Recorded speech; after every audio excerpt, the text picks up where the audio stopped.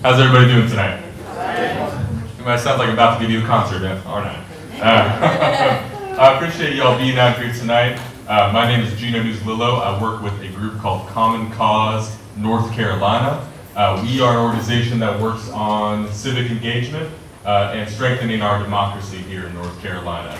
We are a nonpartisan organization. Everybody who you see here with us tonight are nonpartisan organizations. We, of course, advocate for stronger access to the ballot box, but we do not side with one party or the other. We side with no one but the people. And that is our North Star in this work that we do.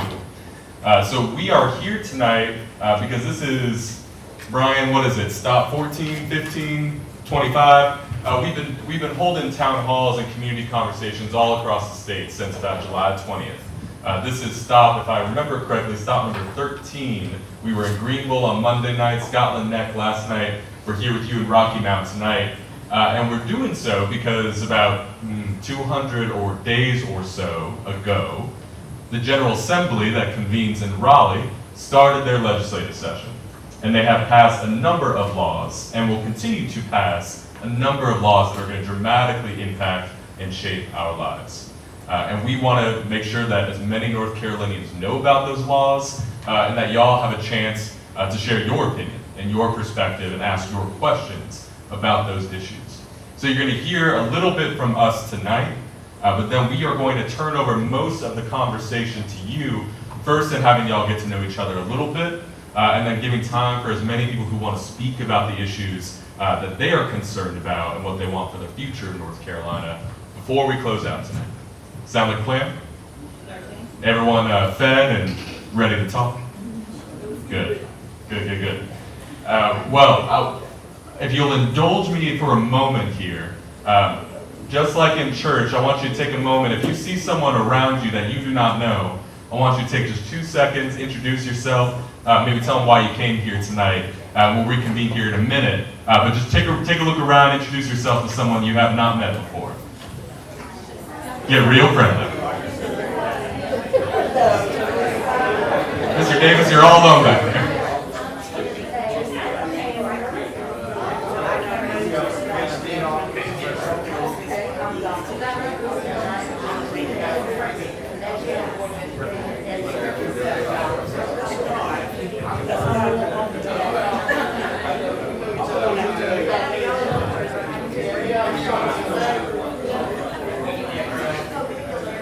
Look at that, y'all like each other even more already.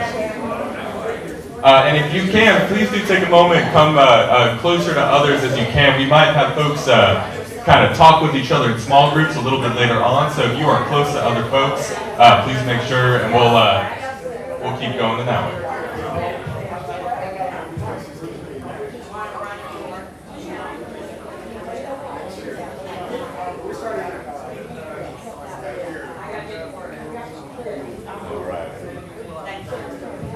Come back on in, my friends. Come back on in. Thank you for indulging. We call this the Unite NC Tour, which I realize is a little bit corny, but we mean it. Because when we go to each of these places, we want everybody to get to know each other a little bit better. So I appreciate y'all doing that. Now, we have a number of folks who are here in the room with us tonight. I want to acknowledge some of those community leaders. If you are an elected official in either Edgecombe or Nash counties or in Rocky Mount, would you be willing to just stand up real quick and we'll give you a round of applause and acknowledge your presence? I see a couple, that's right, don't be shy. Thank you all for being here tonight. And if you are a candidate for local office in either county or in the city, please stand up, we'd like to recognize you. All right, oh yeah, okay, look at that. Because we've got elections here, folks, in just about a few weeks, at least on the local level, right? Yes. And the city council. So we are excited to have y'all here tonight.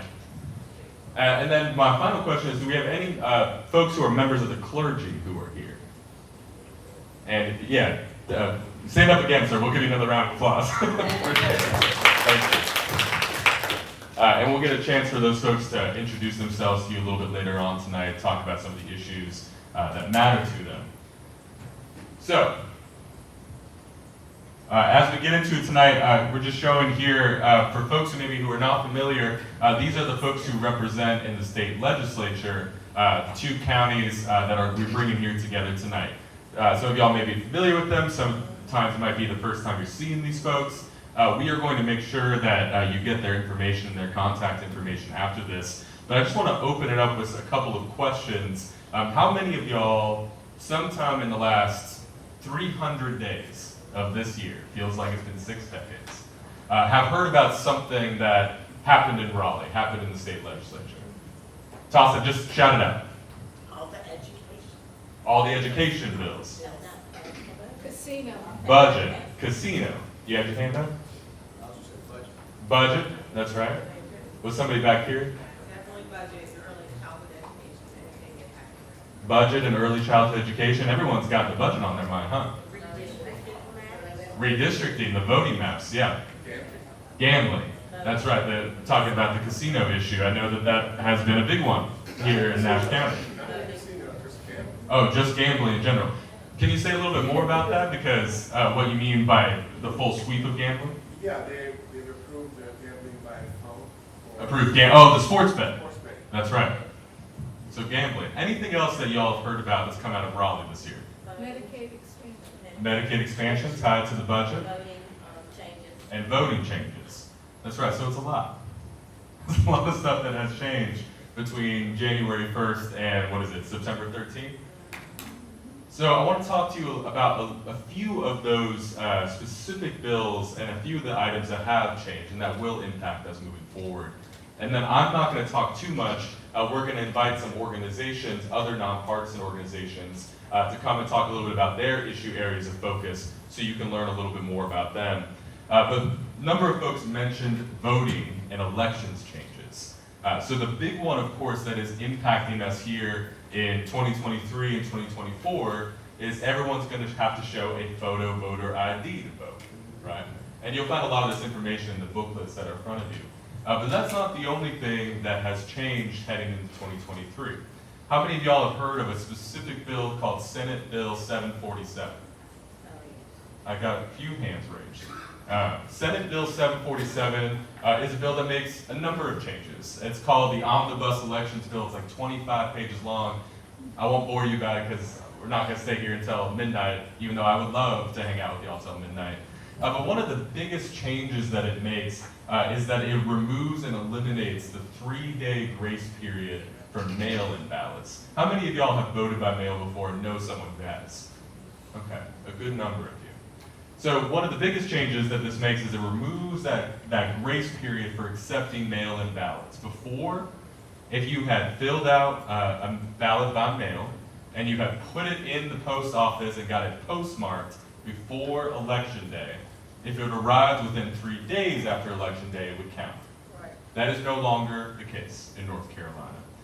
Just to give you kind of a sense of the impact of this, if this bill had been in place in 2020, it would have led to about 12,000 ballots not being counted. So a big change for y'all to know about, and this is in the booklets that you have, is our mail-in ballots, we've got to submit them sooner to make sure that they get there by Election Day and to make sure that all eligible ballots count. Now, there's another change. How many of y'all have heard about Senate Bill 749? Does that ring any bells? All right. Well, there we go. I'm going to be one of the first people to tell you about it then tonight. This bill has not passed the General Assembly yet, but it affects these folks right here. I imagine y'all are more familiar with your elections directors who work hard here in Nash and Edgecombe counties. The major upshot of Senate Bill 749 is going to change how your elections are administered in both of these counties, how they're both run. Right now, in your boards of elections, whoever the governor's party is has a majority on the board of elections in each of your counties. This bill will change it so that there's an even partisan split on each of your county board of elections. Now, I want to ask y'all a quick question. Oh my gosh, I'm so sorry. I will fix that before I send it to y'all. My bad. Thank you for pointing that out. But I want to ask y'all a question. So it changes to even partisan splits. And when was the last time any of y'all saw the two major parties agree on anything. A long time ago, that's right. The concern with this is this potentially sets up a system in which, on the major issues of running elections, which is a complicated business, that our boards are going to be deadlocked on every major issue. One of the most concerning parts of that is how it might affect early voting. Now, I know many of you have probably early voted at a site in your county before. Is that true? Now, what could happen if this new bill becomes law is that if your local board is deadlocked on an early voting plan, the sites, the hours, how much they're available, if they are deadlocked because of partisan differences, and then the state board of elections becomes deadlocked because they are evenly partisanly split, under existing law, the result is that that county would only get one early voting site for the whole entire period, open only during business hours, and only giving one weekend option to vote. That is the default under current law. Now, we may disagree on a lot of different issues, but I think we all agree that we want as many folks who are eligible to cast a ballot to cast a ballot. And what we can imagine is even in smaller counties where there's not as many sites, if you've got one site and it's not open for folks who work during the day, you're potentially setting up a situation with real long lines on election day and potentially discouraging folks to vote. And our goal, no matter what, is no matter who you vote for, we want as many people to vote as possible. So those are two of the major changes that are coming. The third, when it comes to democracy and voting rights, is around redistricting. How many of y'all are familiar with drawing the voting maps? Raise your hand. Yes. Now, I see some of y'all who are looking at me here. We live in North Carolina, right? So the voting map that you vote in probably changes every time the wind blows. Is that right? And that is because folks who are partisan politicians elected in Raleigh get to have the say over how these voting maps are drawn. And our organization, many other organizations, have tried to end the practice of drawing maps for political gain. Now, the current courts in North Carolina have all but legalized partisan gerrymandering. And so in about a month here, your state lawmakers are going to redraw all of your state house, your state senate, and your congressional voting maps, which means North Carolina is going to change again. And that's going to make 2024 all the more important. Now, democracy and voting rights are not the only things that have been on the agenda. Many of you talked about the state budget. And what is holding up the state budget? I think everyone in this room knows. Casinos are a big part of that. But there's also a number of changes. There's a number of differences between how they want to handle taxes, for example, how they want to handle teacher pay and teacher pay raises in North Carolina. We have some of our friends here, we know some school board members here who can tell us a little bit more about that, but that's a huge kind of battle that is happening between the majority party in the state house and the majority party in the state senate. Now, why is that a problem for North Carolinians? Well, in a couple ways. One, there hasn't been any public hearings about this process. Again, we may disagree on what we want out of the budget, but I imagine all of us want to have a say in the budget, right? Because it's billions of dollars about our future. Two, lawmakers have agreed months ago to expand healthcare access by expanding Medicaid. That cannot go into effect until the budget is passed. That budget was supposed to be passed, I believe it was July 1st or June 1st? June 1st. So we are also a couple of months overdue on that, and institutions like this one, who are publicly funded, are also in a little bit of limbo because we know costs are going up, which means we know budgets are changing, and it is hard for institutions, public ones like this, to set their budgets without a new state budget in place. So that is another kind of key issue with the state budget that I know a lot of North Carolinians are focusing on. Now, there's a number of other issues that have happened. Again, I could keep you here all night, but there are debates about charter schools versus public schools. There is debates about access to healthcare when it comes to reproductive choices and abortion that has changed in North Carolina, and many things that I imagine are on top of y'all's minds tonight. So in a moment after we hear from some of the organizations who have specialties in this area, we are going to turn the mic over to you. We are going to be asking you about what you think about these issues, the questions you have about what we've already talked about, and getting a better sense of kind of what you all want to see from what your state lawmakers are working on in Raleigh. But before we get to that, I want to invite the organizations who are here tonight to talk a little bit about the issues they are working on. So my friends from APRI, Every Child in Sea, and Black Voters Matter, if y'all be willing to come up to the front, we'll give y'all each a few minutes to just tell the crowd a little bit about who you are, what you do, and what you're working on. Give them a round of applause as they come on out.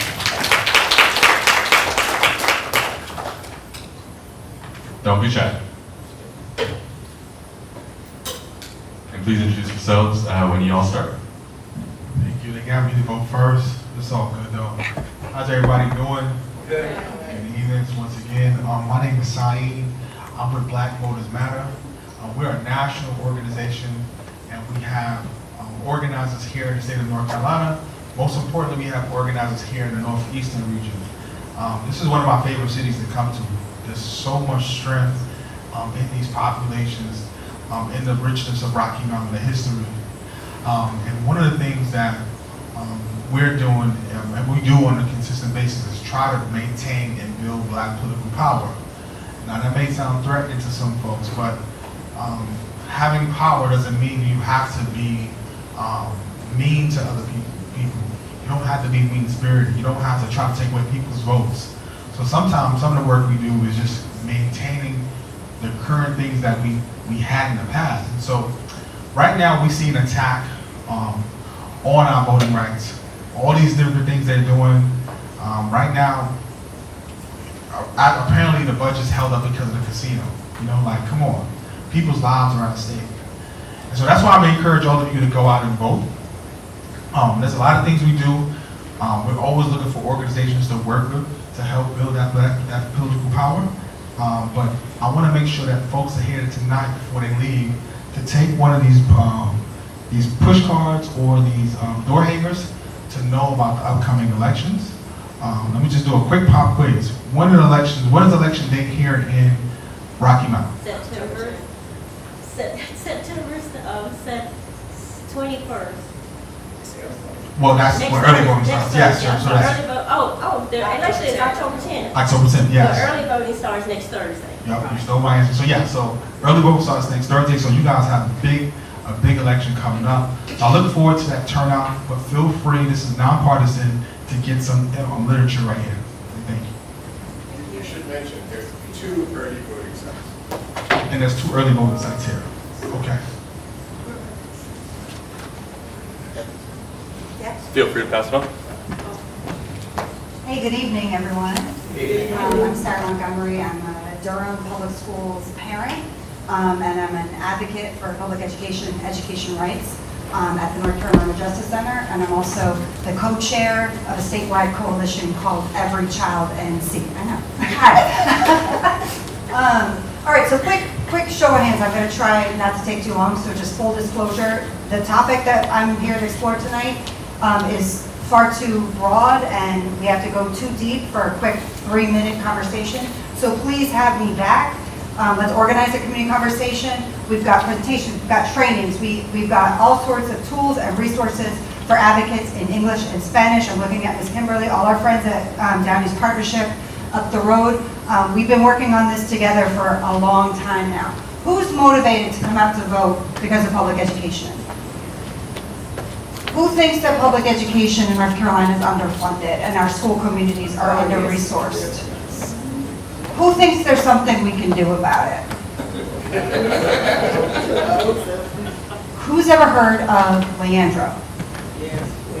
Nice. All right. So I'm among friends here tonight. So quick recap, because I didn't know about Leandro. A lot of people don't know about Leandro. Leandro started because families in Eastern North Carolina started organizing and calling the state out on the inequities that we know are built into the way we fund public education in this state, right? And guess what? They won. They won the case. The Leandro plan, which is something that our court has ordered, is basically a roadmap. It is a comprehensive policy and funding plan designed to ensure that every child has a constitutional education. What does constitutional mean? What does sound basic education mean to anybody? It means our HVACs aren't broken. It means our buses are working. It means that we have a certified educator, certified principal in every classroom, in every school. It means we have curriculum that reflect the lived experiences of our children. It means we have educators that represent the lived racial experience, racial identity of our students, right? Sound Basic is not bells and whistles, folks. It is not world-class, high-quality, or fully equitable for every single child. Leandro is designed to make our system whole and to ensure that we don't have highly resourced, wealthy, affluent, usually segregated schools over here, and the vast majority of our children are schools that are what? Underfunded, right? That's what Leandro is all about. I'm not a numbers person. I'm more of a justice person. Who's with me? Who's a justice person in this room? But that's why I made it my job to know what these numbers mean, okay? The Leandro plan, again, this is court ordered. Our state Supreme Court has sided with the families that brought this case, not once, not twice. How many times? Three times. And our most recent ruling in November was a win for our children, okay? Right now, in Edgecombe County, and y'all, this is sad, we have this information for 115 school districts in North Carolina. We are billions below bare minimum. That is the bare minimum that our Constitution requires the General Assembly to fund public education at. What does that mean in Edgecombe County? According to Leandro, according to our state Supreme Court, our children, and this is birth to 5 at our K-12 children, are owed $24.7 million. That's not a hypothetical. That's not a wouldn't it be nice. That is the money that the state owes our children now. Edgecombe County and Nash combined, this is my giant cut the check. If you look at what Nash and Edgecombe children are owed combined, it's $77.7 million. Can you say that number with me? 77.7 million. Can you say cut the check? Cut that check, all right? We have this for 115 school districts, okay? I'm back here, I've got way too much information. Please, this is the only thing I know how to talk about. I don't have any more social skills anymore. Please have me back.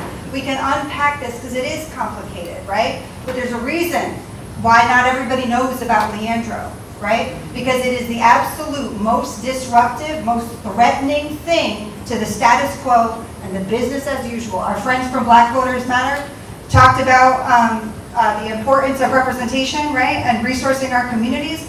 Leandro disproportionately will benefit our black children, full stop, right? That's what it was designed to do. And that's why not everybody has heard about it. And that's why not a single Republican has come out to support. And we have fought real hard to get the Democrats who are on board, right? And I don't want to take up too much time, but I am going to be back here. I got too much paper. Please come take some of it home. Thank you, You sir. want to ask a question now? or- Just a quick question. This money, is it in the budget?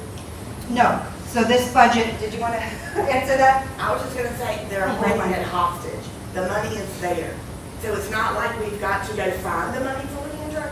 It's there. Okay. They're just holding it hostage in that big. But yeah, the reason why, I mean, obviously it's outrageous we don't have a state budget, but this budget is not going to do the job for our schools. It's going to continue to harm our schools. Who will get the money? The school board directly? Yeah, that goes to each school district. And so you'll see, right? And this is why you got my favorite handout. Y'all, we have these for 115 school districts. If you've got friends and family and people in other parts of the state, you're going to come get these.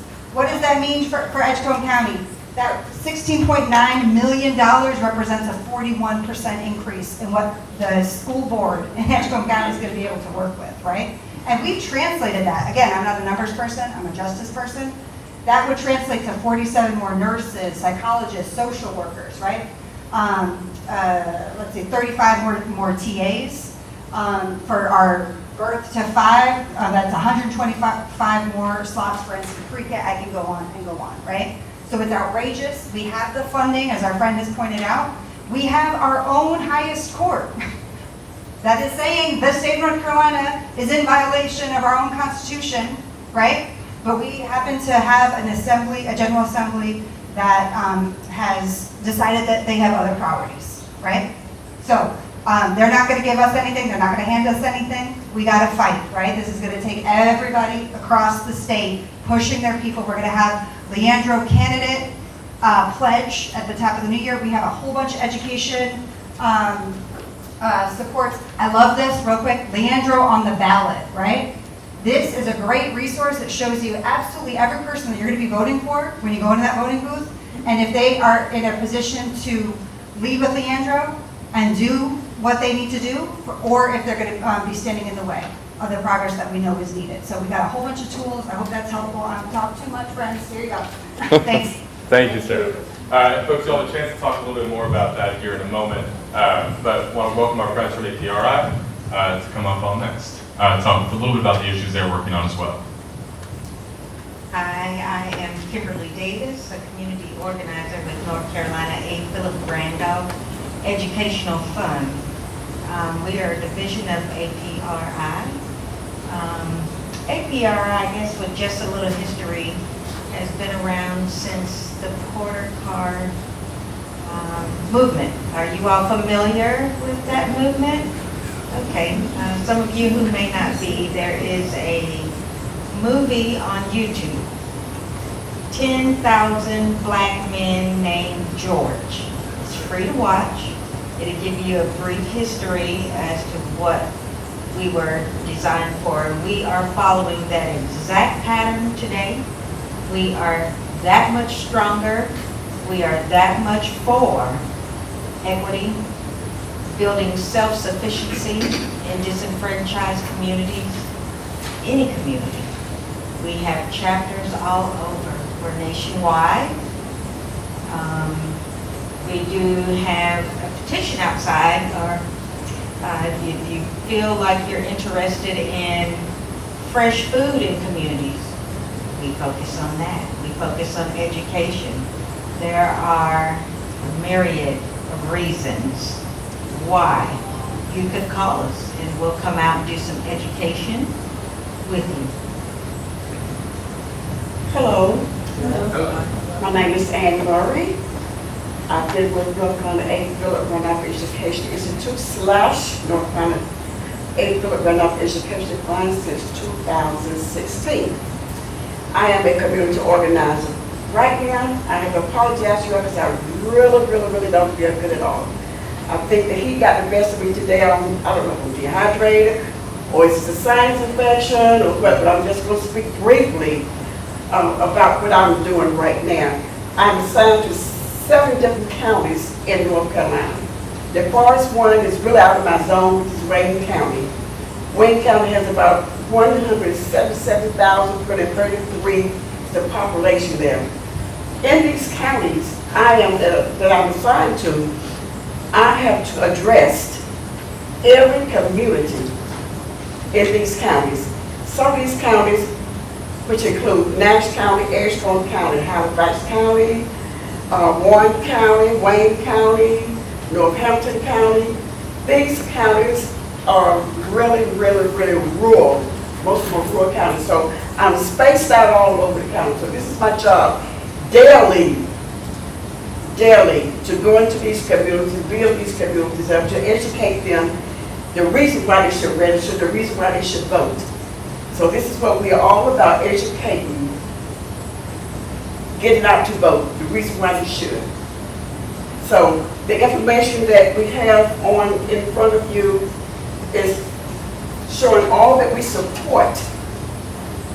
So and my business card that's me right there with the blonde hair. I'm blue now. But please feel free to call me if you need any additional information. We're here to help. We're here to do all we can do. We support everything that is listed on that flyer. Okay, thank you. Thank you very much. One other thing, we do have voter registration cards here today. Is everyone registered to vote? Yes? Okay. If not, or you know someone that is not, you can contact Ms. Ann or myself, and we'll help with that as well. Thanks, y'all. Can we give a round of applause to all of our speakers? So, you just heard about a lot. We've talked about a lot. And now we are going to talk a little bit amongst ourselves and to the group here. So, y'all willing to indulge me a little bit? Okay. I see some reluctance, but maybe we'll go. So I want you all to take just a few minutes with the folks around you, like we did here at the beginning. Get into a little bit of a small group. Introduce yourself again if you haven't already introduced yourself. And I want y'all to talk for just a few minutes about, one, anything that stood out to you about what you heard, and maybe your questions about it or your opinion on it. Two, the issues that you want to know about that you want your state lawmakers to be focusing on once you kind of get past what you've heard tonight. And three, if you all get this far, another question we want y'all to consider is this one about what you want the future of Edgecombe County, of Nash County, of Rocky Mount, of the state of North Carolina to look like. And in a few moments when we come back, we're going to ask to hear a little bit about what y'all discussed with each other. Does that sound okay? Are we excited to get to know each other a little bit better? All right, well, you're gonna love it by the time we get done with it. So find some folks who are near you, get into a little bit of a small group. We're gonna take about 5 to 7 minutes to have a conversation on those questions. And then we are going to come back and we're gonna hear what some folks have to say and what's top of mind for them, all right?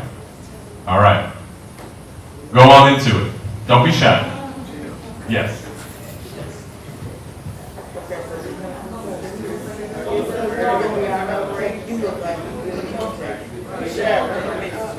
I guess I can. Well, when we first talked about what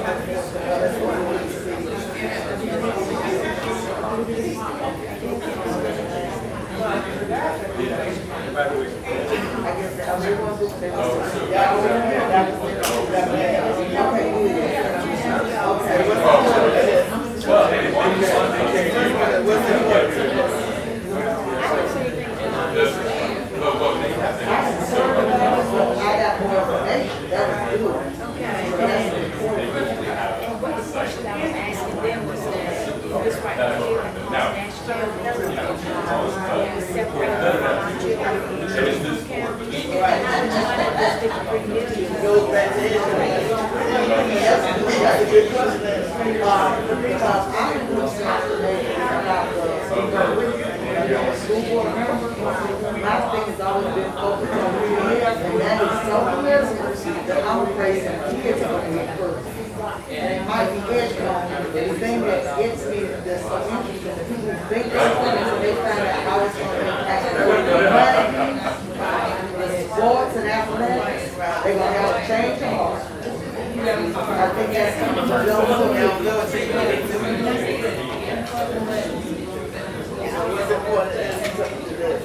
right now,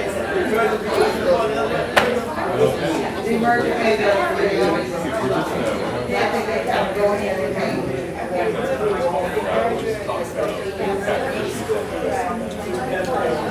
well, to be true, Madison is already just started from last year. They took Nash Rocky Mount off all the bus, on the website, the buses. Now our buses say Nash County. But it's all, that's already been down. But it's the merge. So it's just already done here. And then that was just me because organization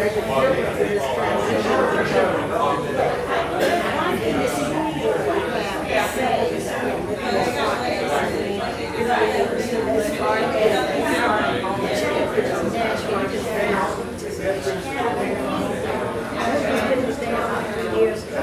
It's just so boring. And feel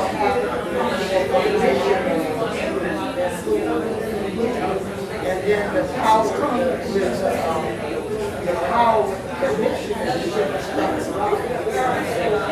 down. Just to talk about that. And I want to go into the society.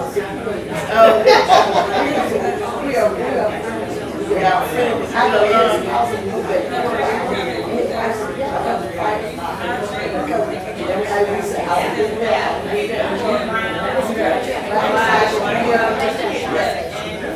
because a lot of this is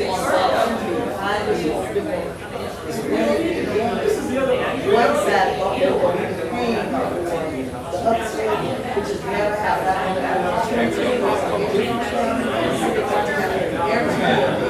every day, for every child. I'll come around. That's Don't how worry. it's Don't worry. right, right. So, therefore, there's a very heavy competition behind it.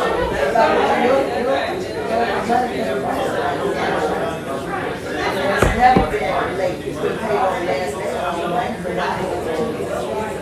Just make a statement, I owe $69, I was gonna pay her every day. But I was telling her that I don't think there's that realize there's a lot of health funds will go away with the population of students will change. And then the classification of the high school athletics will change. Then you have a two way standard, things like that. Oh, yeah.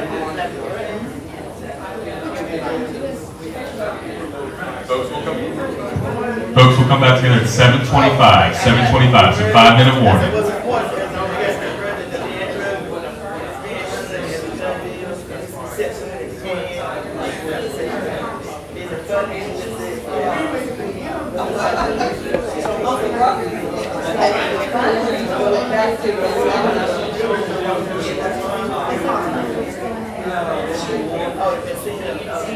Oh, yeah, I'm very good about it. It's all behind closed doors. It's all behind closed doors. Oh, yeah. But most of the people won't do it unless everybody knows it's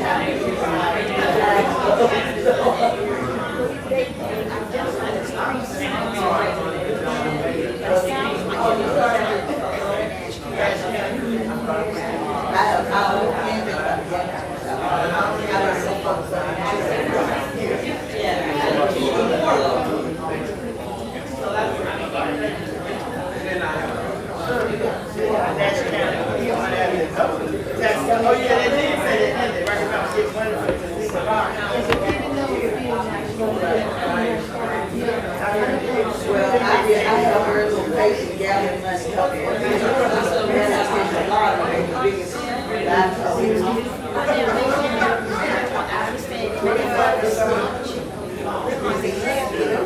But let me tell you what happened. I'm going to give you this gambling money, but now we'll cut your budget by the same amount. So it's really not giving the education a lot of it, and then it's delegated to the capital. So if you have a new building needs to go on, like Rock House. Okay, well, some of that was a side thing, but at the same time, you need to have more money, you don't have equipment, materials, capacity, to our connecting, but I think that all money is out there. That education lottery should be going down, but it's so specific, you can't afford it. And it's so funny, oh yeah, this much money, but then when they usually been funded drops. So you don't have, it's like you get this one, take this out. Right, it's not more, it's about 8%. She was saying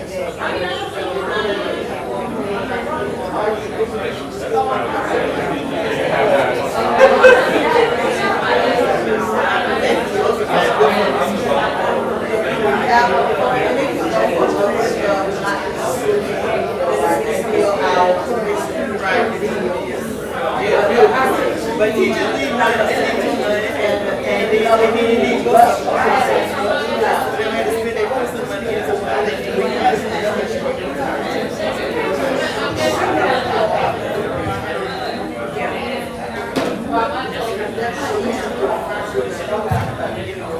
All right, folks, wrap up those final thoughts. Final thoughts. Come back together here in about a minute. Looks like those conversations were good. I'm very excited to hear what y'all have to say. So folks, we're going to go kind of each group and give people who were in that group a few moments to talk about what issues were coming up, what they thought about those issues, and if they answered this question about what they want the future to look like, maybe if it's different than the issues we talked about. Now, the purpose of this is we want to know what actual North Carolinians care about.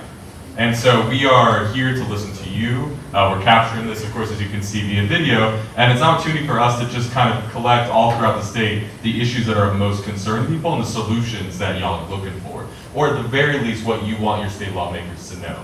Now, unfortunately, they cannot be here tonight, as you can tell, but we will be sharing with them everything that we gathered here tonight so that they do know what folks who showed up thought about these issues. So I want to start, I think you were in a separate group, so we'll start with y'all's group here, and I'm going to find a way to bring the microphone to you. It's a little tangled up, but please stand up, introduce yourself, and tell us a little bit about what y'all talk about in your group. Yeah, my name is Leroy Williams, and as you can see, I'm EDOF, American Descendants of Slavery. And the issue we talked about is the racial welfare.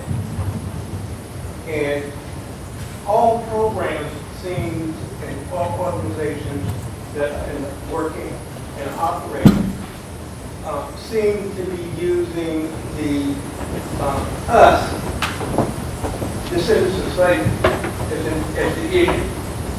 But we know that high times raise all boats. Therefore, we are still in the dinghy with a life jacket waiting to be rescued. With that, we call ADOS calls for restoration. That's what we need our politicians to scale. We understand that affirmative action is struck down. We understand that. That doesn't mean we can't legislate this through Congress. That's what we have to do. So, education, spoke about it earlier. The word was black. Black is a color. But so many people fall into that category. So when we say people of color includes everyone. Whites as well. White is a color. So we need to have our politicians recognize that we have an injustice that has been done to ADOS, descendants of slavery, and it needs to be done. Thank you. Thank you very much. Round of applause, y'all. It is not easy to get through such people in the group. So I appreciate that. Anybody else in this group who wanted to add to what wasn't covered by the gentleman? You sure? Don't be shy.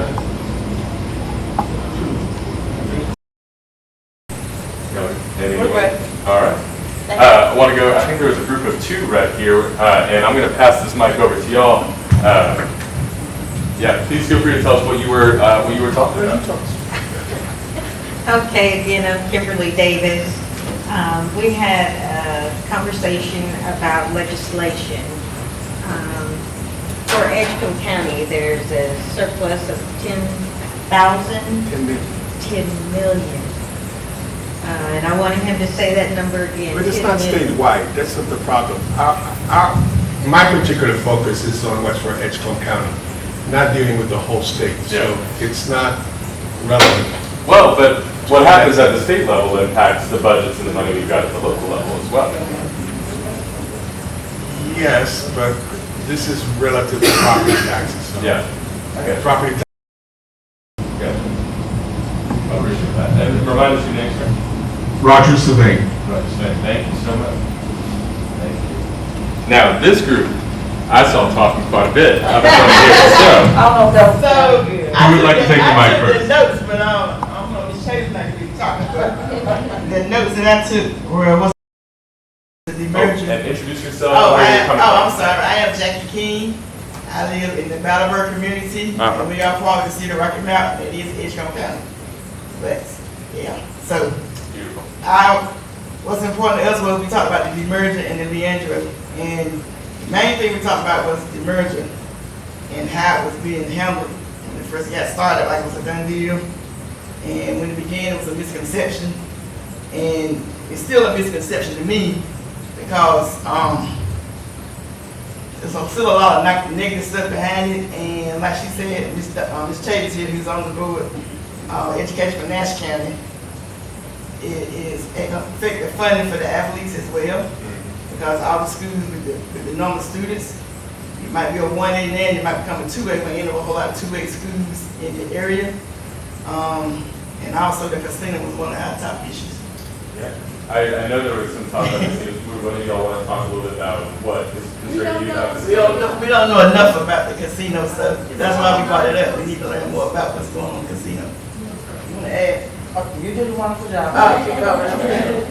Well, I appreciate that, and that is, I wish there was more that I could add about the casinos, but I also am I'm in the dark about where they might come from and what they might mean. So we'll pass it around, but if there are folks here who do know more, we'll very much welcome you to talk a little bit more about that. Were you trying to get the mic, my friend?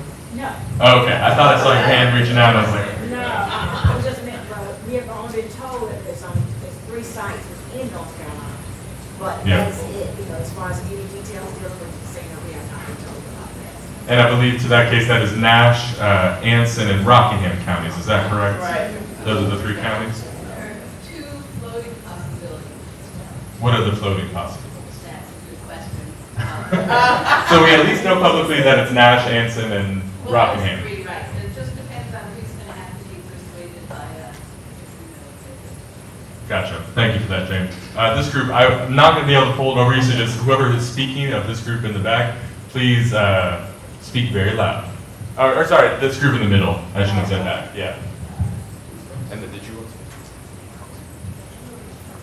Don't be shy. Hi, my name is Abby Lane from Edgecombe County.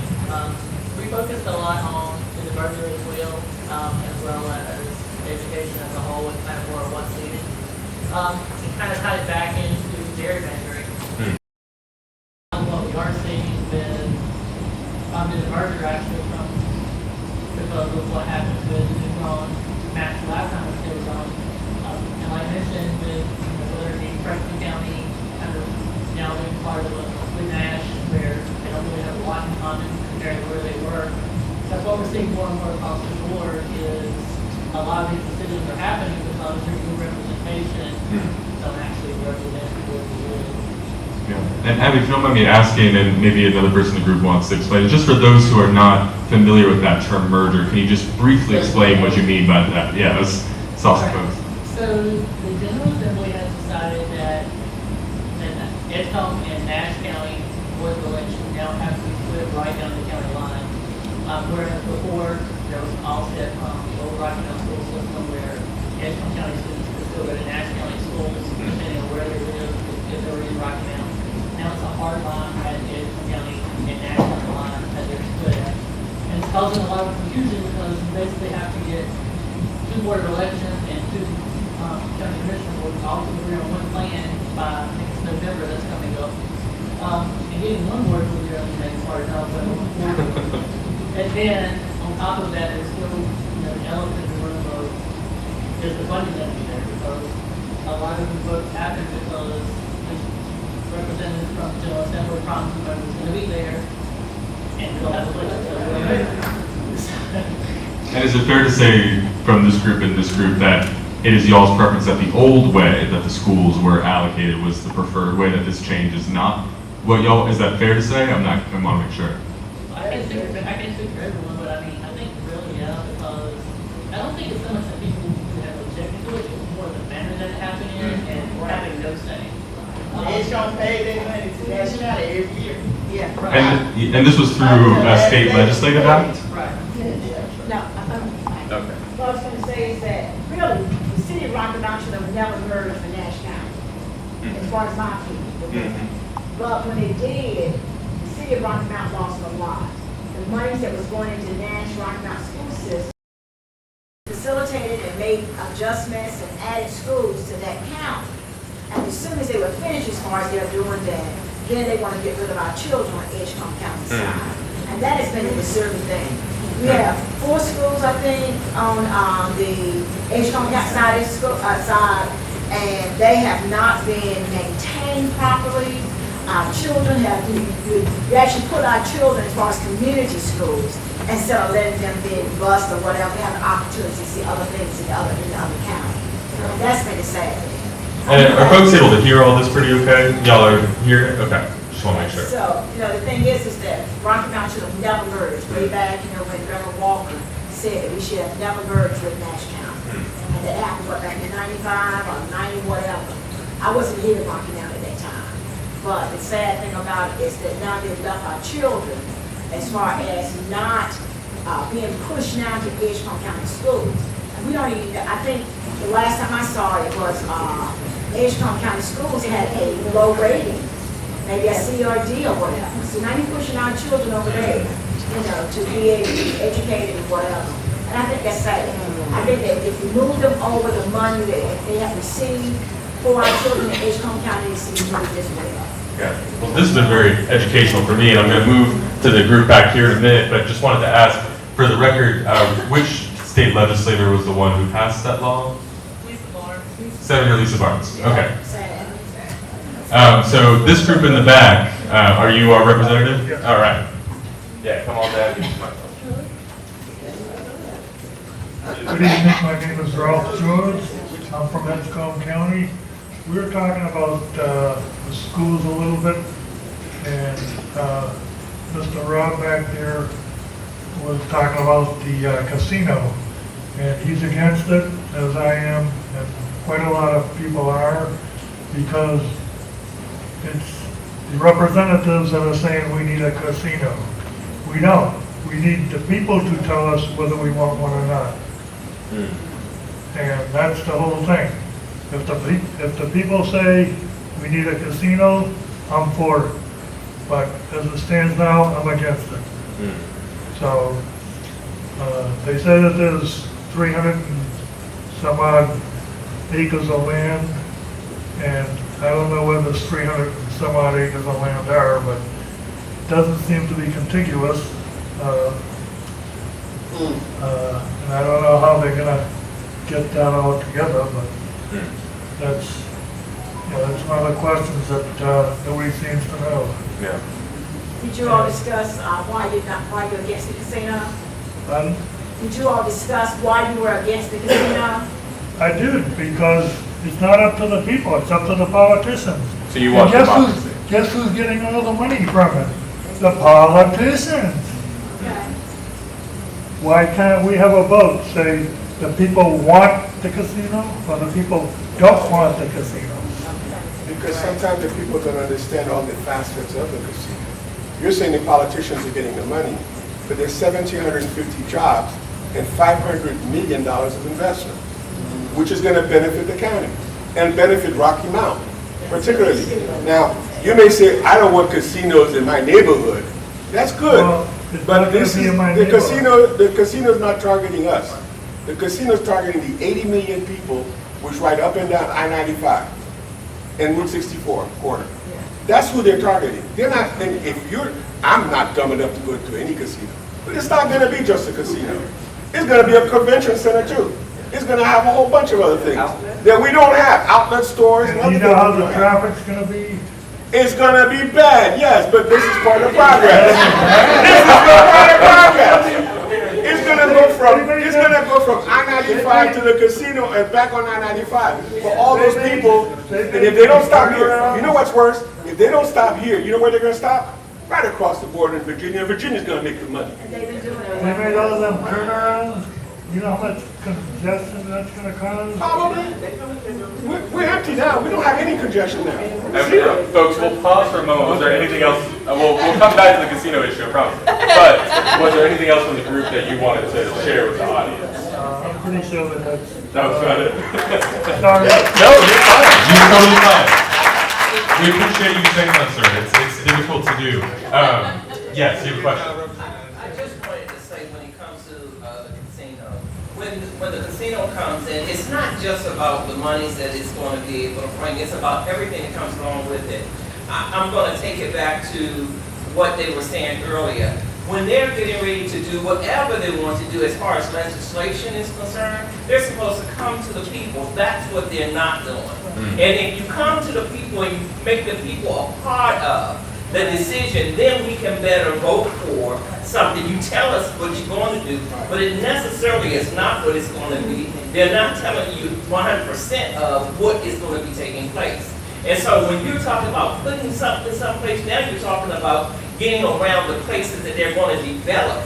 in order to get to where you have to go to. So you gotta look at the broad band of it all. What is it gonna take in order to build that casino? And then you got people who you might be strong enough not to go and put your money there. You got people who have gambling issues, and that's where their bill money is gonna go to. So it's not just about one person, how I feel about it, but it's how the public feels about it. And so they're supposed to bring it to the public. Here's what happened.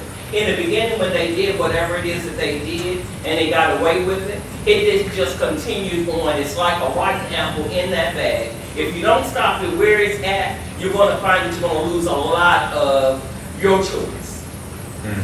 So if I can summarize what I've heard, it sounds like there's a lot of good arguments for people why people might want casinos. The objection is there hasn't been something much like this officially held to talk about it. Transparency. Yeah, process. Now, I think there was a hand raised there, but yeah, I was going to ask you, sir, if you'd be willing, are you willing to come onto the mic and? I think they hear me. Okay, then, yeah, go ahead. Very much appreciate anything you want to share. Talk about the casino a little bit. As you may or may not know, the Nat County Board of Commissioners had a vote on it. Once we found out about it, it was hit from my board until we found out about it on WRAL. That's all I think. And you were the chair of the Nash County Board of Nat Commissioners. County Board of Commissioners, most people that didn't know that I'm kind of a like don't mean to be, as quite frankly, I come to events like this, because I like you on the other side, but this is what I'm like here. So thank you for watching here tonight. But on the casino, our position as a board was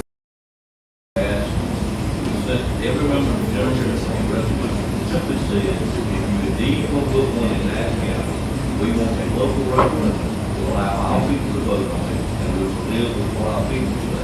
You know, what was done in Virginia, they had 4 local referendums, 3 of them passed, 1 of them did not pass, that's all we got.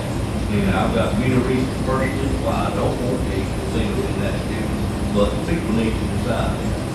That what you don't need to do is take a policy change or a law change like this, put it in a budget, and make people vote on it that are in the general assembly without any discussion, and make you vote on it on how much you've got in your area in the budget. That thing is full politics. It's my party that did it, but it's still full politics. And the way to do it is let them in and alone people, let the local people have a referendum, let them decide anything.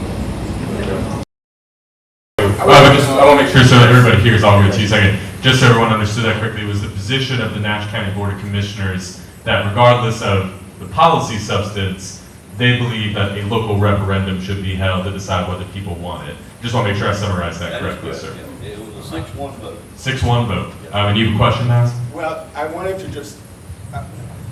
to add that it should not just be Nash County, because a big part of those benefits are supposed to come to Rocky Mount.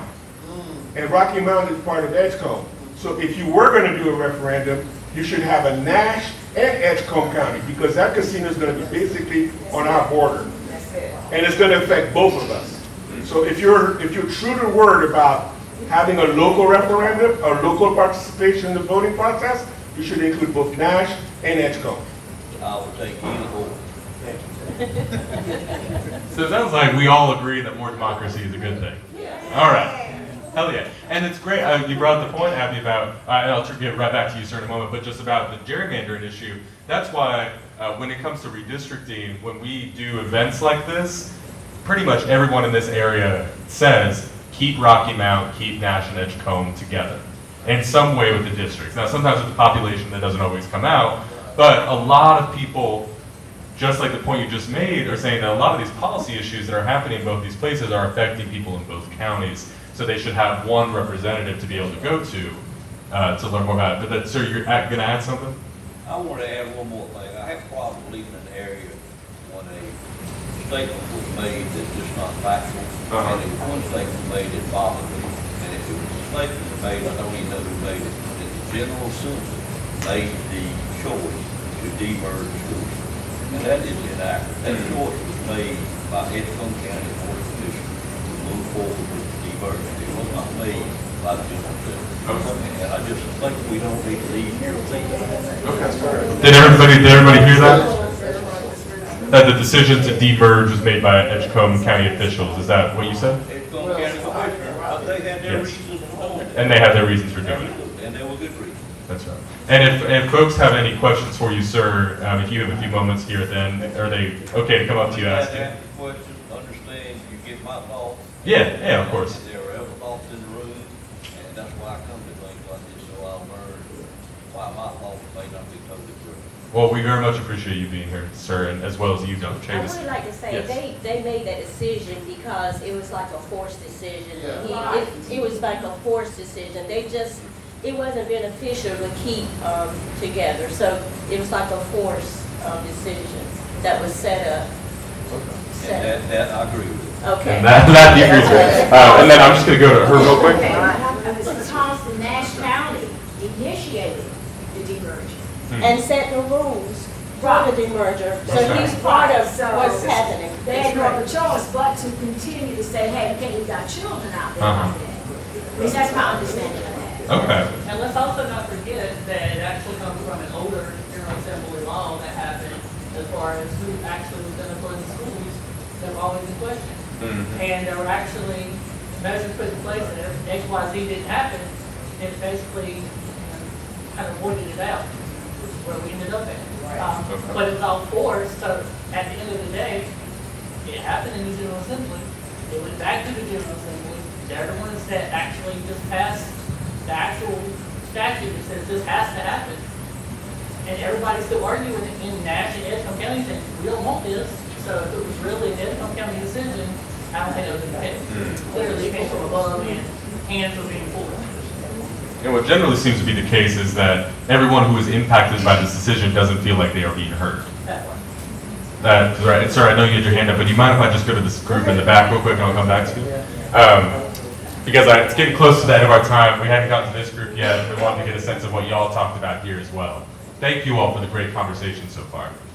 Yeah, I'm Kim Nickerson, I'm program director at Dallas Partnership for Children, and we spend most of our time talking about like the current pressing issues with early childhood education. And I just wanted to make sure that everyone is aware of the cliff. You hear people talk about the cliff in early childhood education.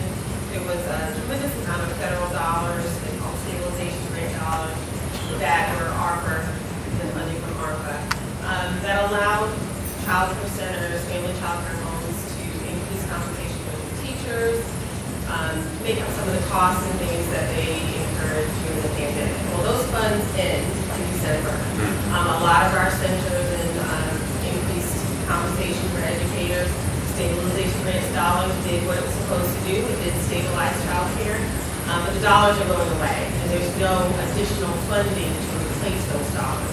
So when they talk about the cliff, it is that you have educators who are receiving pay in a basic preschool certification coming in pre-pandemic, between Edgecombe Nash between $9 and $10 an hour, model salary scale that sets that at $11.79. We now have one that sets it at a little bit over 14. Which is still below a lot of providers did try to get to that level. They're facing a decision about do they continue to pay their teachers the same or do they decrease it? Because food costs have gone, rents have increased, so they're business owners, they have to weigh decisions. And so that's our pressing focus, is that if those funds, if the state doesn't give us funds for that, then we won't have the dollars for compensation for educators. So just being aware that that is happening, because if a lack of access to affordable, high-quality childcare does mean that you may not have a child care center when you go to look for one, because they don't have any classrooms, because they don't have any teachers. If you can go to any department store or big box store and make more money than you can in early childhood education. So that's the issue that is really pressing right now. It's at the end of December. The cliff is at the end of December. Right. There will be no more funding. The stabilization grant dollars are out in December. Right. And that should be among our top priorities, right? How we educate our children, our youngest children. Absolutely. Thank you. Anything else that y'all wanted to add? Any other issues? All right. Beautiful. Well, folks, we are getting to short rows now, my friends, and I promised Mr. Arp we'd be out of here by 8. So, are there any additional questions or points of view that folks want to make sure they share here before we start bringing things to a close? Yeah. First of all, I'd like to thank you all for coming to host this tonight and to share this. So I think we should give them a hand. But one of the things that I think should be clarified a little bit too, the buildings that are standing in Edgecombe County school-wise, yes, she's correct in believing previously those were not getting the attention and care that other buildings in Nash were getting, but there was a drastic change, and the Board of Education put a foot down. I think Evelyn Bullock led that plea to bring it up to par, and when certain people got new jobs, Shannon Davis made sure that Parker and other schools that were in the Edgecombe side were brought up to speed in terms of HVAC systems, everything else, roofs. So they are now in better shape than a lot of the school buildings that are on the Edgecombe side. And some of their county commissioners actually toured them and realized, oh my God, yeah, it was really bad because we lost Pope, but those schools have now been brought up to a very good standard, and they will be receiving some very good buildings that are in much better shape. There are some people on the Edgecombe Board of Commissioners that are in favor and have always been in favor of the demerger. So I didn't want people to just think it's all of one group that's in favor and the others not. But I think personally, I hate to see it divided because together we're stronger. And that's just the way I look at it. And our kids need the strongest community to support every child in Edgecombe and in Nash. All right. Thank you, Dr. Chanis. And friends, oh yeah, one final word, and then we will close things out. Yeah, you want to come up to the microphone? Oh, it'll be a little easier to hear you if you don't mind. Sorry. Thank you for coming. Thank you, my friend. My name is Caleb Battle. I'm a student at Rocky Mountain High School, and I just want to give you a little bit more on what we're advocating for in terms of reparations.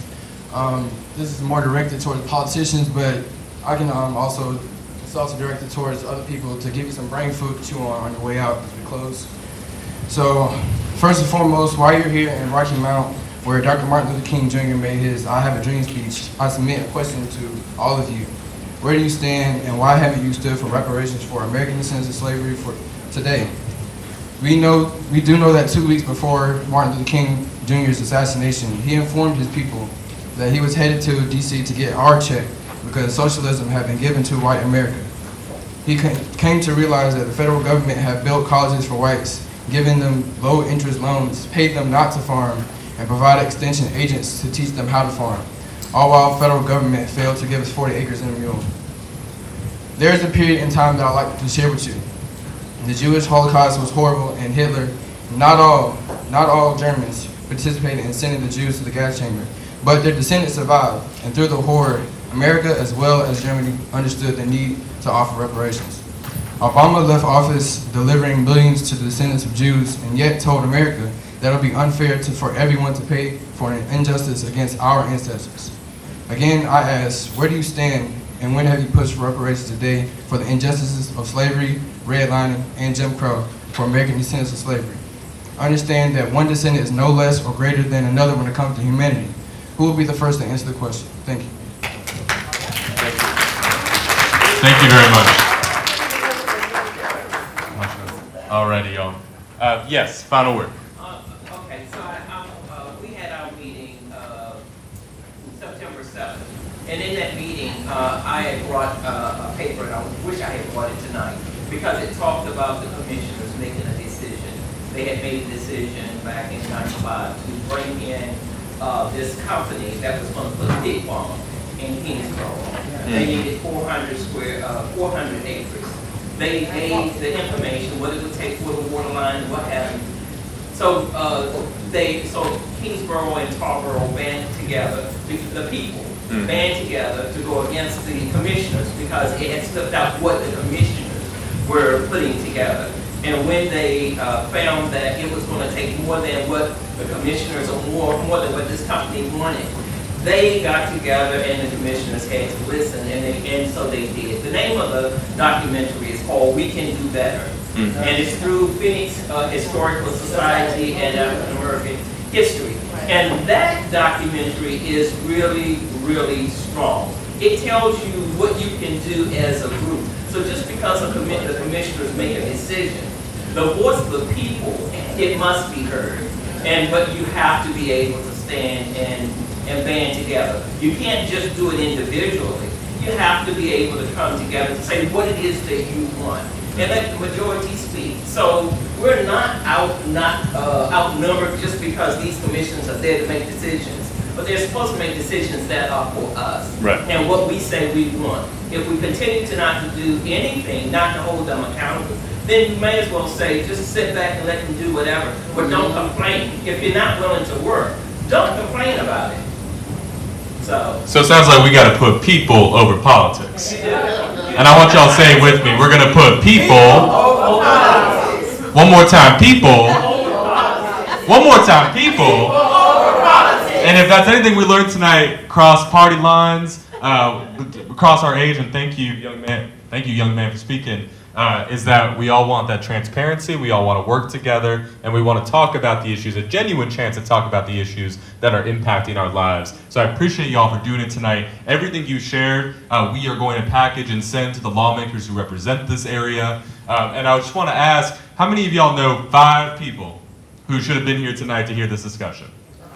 Everybody does. And how many of y'all are going to grab those 5 people, make sure they have a photo ID, and they vote here in the next few weeks? That's right. And how many of y'all are going to find 10 people next year in 2024 for those elections as well? I better see everyone clapping in here. That's right. So thank you for coming. I know we got a lot of folks in this room. If you've got questions, I'm sure they'll stick around for a few more minutes at least. One piece of housekeeping. You all have a couple of cards that are on your tables. One asks you what you want for the future of North Carolina. One's an index card where you can write questions that you have. If you are so kind and you are comfortable doing so, see Jane Pinsky in the back there. She's got the white magic box of mystery. Please drop those cards with her on your way out. That's another way that we try to get a sense of what people cared about who came here tonight. Final piece of housekeeping. There's a ton of food that is left. Please grab a little to-go box and take some food with you on your way out. Let's say one more thing, and then we'll leave. Next is September the 19th. November 1 is not registered yet. Next Thursday is the National Voter Registration Day. Next Tuesday. Tuesday, yes. I've got at Western College all day with the booth set up, so set them out. Okay, we have everything that we need to register and information together. Thank you, Ms. Murray. And there are a bunch of educational resources that are on the tables as you go out. Feel free to take as many as you want if you want to share them with your community members. Thank you all for being here. Get home safe and have a good night. Thank you.